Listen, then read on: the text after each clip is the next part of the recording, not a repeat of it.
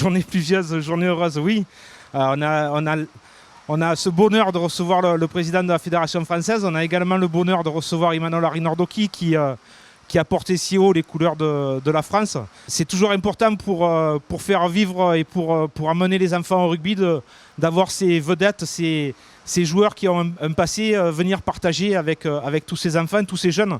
Parce qu'Imanol n'a quand même pas arrêté sa carrière il y a très longtemps et il reste dans les mémoires de beaucoup de monde.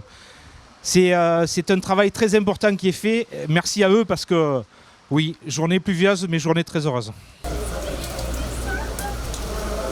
Mais moi, ce qui me fait plaisir, c'est de voir les jeunes heureux, là. C'est surtout ça. Et je remercie d'ailleurs à l'occasion Imanol Arinordoki qui est là.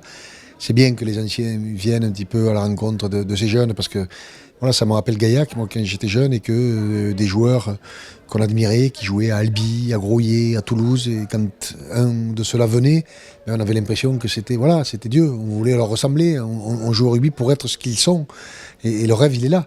Donc voilà, merci à Imanol et si moi aussi je peux leur transmettre ça, tant mieux. Le rugby, c'est un sport qui a toujours permis à tous les gabarits, aux enfants de toutes les conditions sociales de venir pratiquer un sport où tout le monde se retrouvait.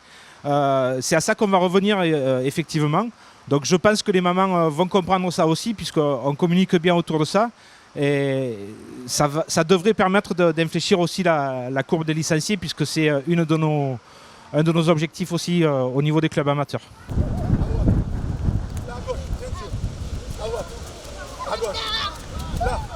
C'est le cheval de bataille numéro 1. Si on veut à nouveau aller chercher des licenciés, il faut aller dans les écoles, c'est clair. Et pour aller dans les écoles, on a 11 000 éducateurs. Il faut que ces 11 000 éducateurs ils soient formés. Parce qu'on ne rentre pas dans l'éducation nationale comme ça, et c'est normal.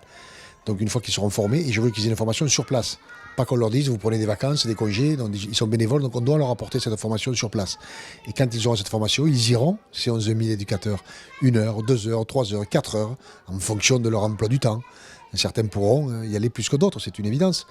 Mais ce seront nos agents commerciaux.